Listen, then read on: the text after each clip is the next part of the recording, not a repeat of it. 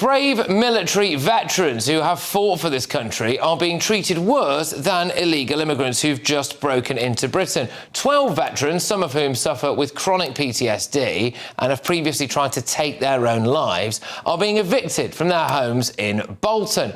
They're going to be turfed out of their homes within 2 months, and I caught up with a few of them last night.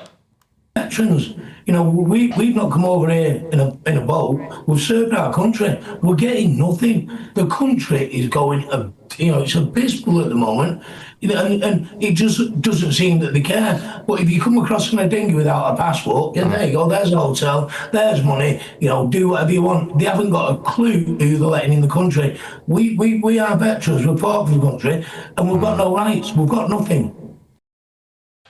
Yeah, they've got nowhere to go, and in some cases, no relatives who could take them in. What they've got in place for us, if we do get evicted, they still didn't have an answer. They said we've got 2 months to do whatever. Like, stress levels in this building with all the boys and girls in here is just so high at the moment, you know what I mean? I'm 53 at the moment. If I get made homeless, I don't know what I'm going to do. I've got no family now, you know what I mean? So I'm going to be stuck. Bolton Council and the Housing Association were absolutely desperate to tell us, don't worry, we're not putting asylum seekers in there. That doesn't really matter, actually. It would be an additional kick in the nuts if these lads were turfed out for a group of asylum seekers. But the main point here is that they're still making veterans homeless. And the fact is, if they were asylum seekers, I think they'd be treated a lot better.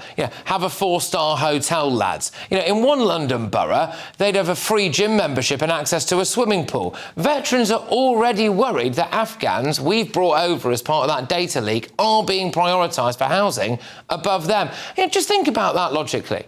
We sent blokes to fight a war in Afghanistan, watch their mates get blown up, get shot, and it's left some of them with horrific PTSD.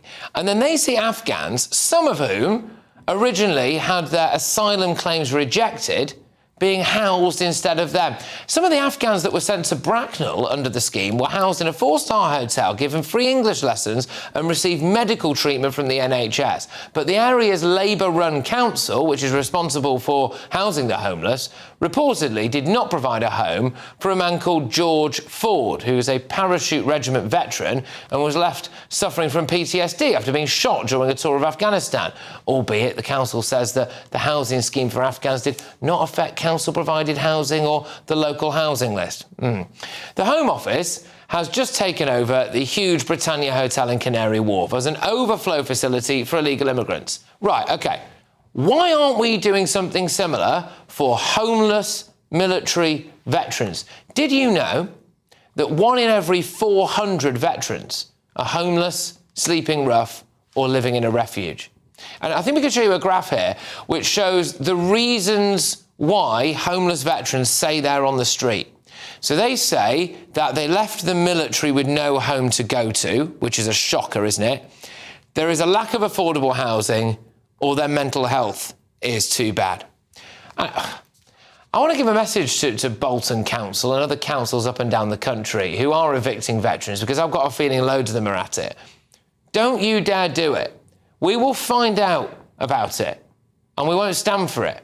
Now, it's not too late for Bolton Council and the Housing Association to just apologise and rectify the situation. And I'm very politely warning them they do not want to pick a fight over this. Let's get the thoughts of my panel. We've got Director of Public Services Mark Littlewood, Tory MP Esther McVeigh, and journalist and broadcaster Nina Mishkov. Mark, this whole thing about veterans basically being at the back of the queue, or certainly lower down the queue than people who have just arrived here, it makes my blood boil. Yeah, no, you're right. I mean, there's been lots of debates, hasn't there, in recent months about two-tier justice in Britain, but we also have a two-tier welfare system. Now, I wouldn't actually mind that if we had a two-tier welfare system that prioritised Brits and veterans above those who had just arrived. But we've got a two-tier system the wrong way round, it appears.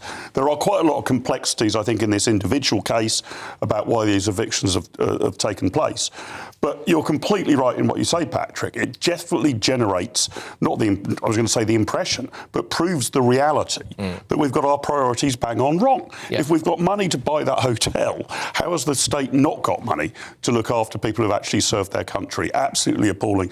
And it is the sort of thing that gets people's blood boiling, and rightly so, has to be corrected. Yeah, I mean, these lads, I was spoke to them last night, one of them sadly attempted to take his own life, thankfully was unsuccessful in that regard, but this is the kind of mental state that some of them are in as a result of the service that they've given to this country and the things that they've seen and the things that we asked them to do. And for them to be threatened with eviction under any circumstances, I just think is ridiculous. I watched the full interview actually last night, and I was outraged, and then I was deeply depressed. I thought, gosh, is that what you get? And you said it in the opening, didn't you? People who break into the country get more than people who fought for the country. And it is this sense of unfairness that the British public are now feeling. So when they are doing the protests on the street, when they're saying, look, 32,000 people now in hotels, some of them 4-star hotels, getting all this luxury, when we as Brits can't actually pay our rent, our mortgage and our bills, it's deeply unfair. They're also protesting that some of these people we've taken into the country to give them refuge are actually attacking vulnerable young girls as well. But it cannot be that we, the public, are being treated far worse. And this plays into that unfairness. It's wrong on every level. The only reason that we can sit here tonight and have the kind of lives that we have and the nice stuff that we have and the enjoyment and all the luxuries that we have is because, frankly, there are very often very rough and tough men who are willing to go to places that we are unable or incapable of going and doing things that we are unable or incapable of doing.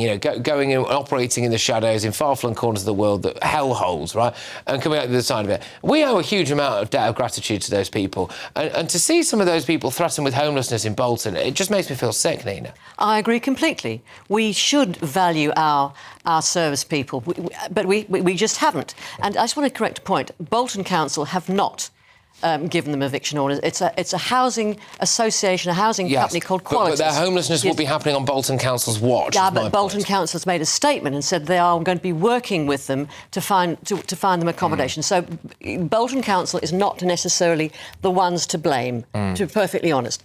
We do not value our service people at all. I think it's quite hypocritical, Esther, of you to go on about this, because under the Tories, it's not just the veterans who are not valued, it's the serving Army, Navy and Air Force who are not valued. You dumped 10,000 of them, so you handed over an army that is the smallest since the Napoleonic War. The conditions that the serving troops have to live in are outrageous. Mouldy accommodation, places that haven't been updated for 40 years, and being sent into battle with inadequate equipment. That's all been proven in the past. And they have no faith, most of them, in their equipment or what they're being asked to do.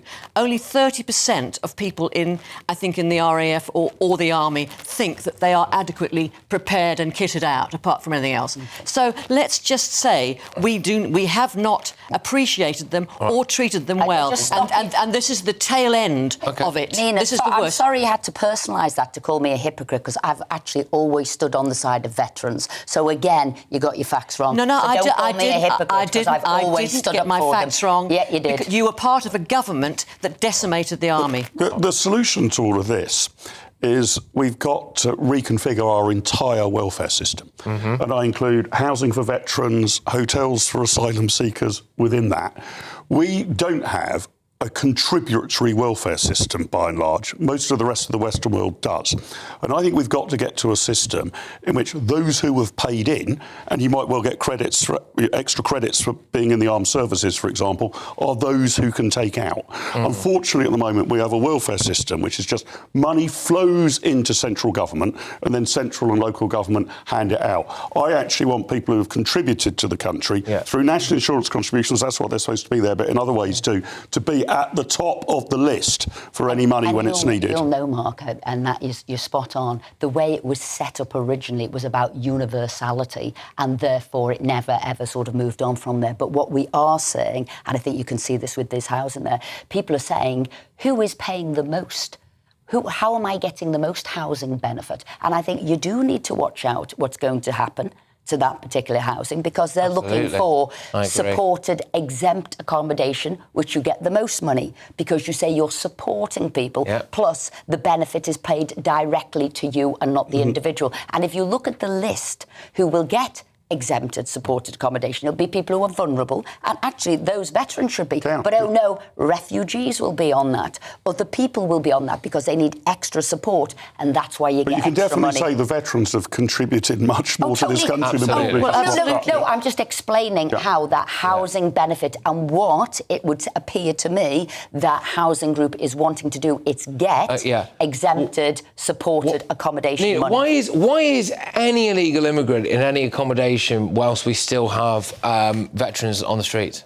Well, under the Tory government, the whole hotel system was started. Boring. Stop playing the same tune. No, you can't change the facts because it's true. And you started the hotel system. That you lost control of the borders. You gave us a series of completely inept, idiotic prime ministers who didn't look at Boris. He threw the borders open.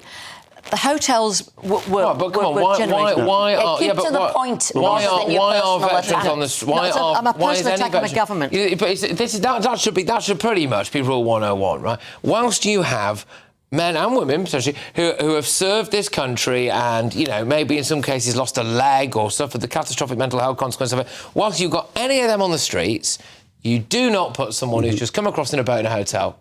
You've got to sort that out first. You have to. I agree. You have to look after the veterans. They deserve to be looked after. But the thing is, once they're on the streets and homeless, it's sometimes very hard to get them back into. It's a brutal thing, isn't it? Yeah. But you basically need to set some priorities. Yes. And I don't, I mean, it might not suit them, so I'm rather flippantly suggesting this, but I would have thought these poor veterans you've spoken to should get first dibs on the nice rooms in the Britannia Hotel, Canary Wharf, ahead of any asylum seekers. But if you've had 900 people come into the country today, and this is Starmer's collapse, he's not taking it seriously enough. He is not doing the Rwanda scheme. He's not coming out of the ECHR. He's not getting rid of the Human Rights Act. You can't just go and say we're out of the ECHR. No, but come on, what we can do, right, is that of those 900 people who illegally entered Britain today, I will guarantee you that as we speak right now, every single one of them will have some form of roof over their head. Well, there's certainly efforts being made in that direction. Absolutely. And that is the how many disgrace. veterans have we housed today?